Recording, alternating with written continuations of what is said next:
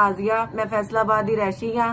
फैसलाबाद का रहने वाला लड़का सत्याना रोड टोल टैक्स ते इमरान नाम का लड़का चंद माह पहले मेरे पिछे पिछे आंदा रहा। ठीक आ, मैनू अपने झांसे च फसांदा रहा, मेरे नाल उन्हें जबरन ज्यादती की आ। ठीक है, उस तो एक दिन बाद बार बार ज्यादती की। एक दिन बाद मेरे घर कुराने पाक लैके आ गया कि मेरे को गलती हुई, मैनू माफ कर दे, मैं तेन इज्जत देना चाहना। लेकिन मेरे को सारा सबूत है, मेरे मोबाइल दे विच वीडियो रिकॉर्ड मैसेज हर चीज हर सबूत हैगा। मैं गुनाह किया ना, मैनू फड़वा दे, कितने फड़वानी चल आ परे हो जा। मैं किसी अपने मैं अपने पीछे भी नहीं सकता, मैनू फड़वा दे आ जा।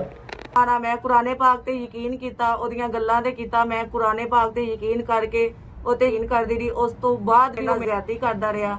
ਜਦੋਂ मैं ਉਹਨੂੰ शादी ਦਾ ਕਿਹਾ ਉਹ ਸਾਫ਼ ਇਨਕਾਰੀ ਕਰ ਗਿਆ। ठीक आ, मेरी CPO साहब अगे ये दरखास्त आ कि उस दरिंदे नूं फड़ के सजा दी जाए। ठीक आ, ताकि वो अगे तो किसी की धी की जिंदगी ना खराब कर सके। उन्हें मेरा सारा कुछ अजाड़ता, सारा कुछ मेरा बर्बाद करता, मेरे नाल बहुत ज्यादती की है। और मेरी यही अपील है कि मैनू इंसाफ दिता जाए और इस दरिंदे नूं सजा दी जाए। ठीक है, इस तरह की सजा दी जाए कि अगे तो किसी की धी भैन नाल ज्यादती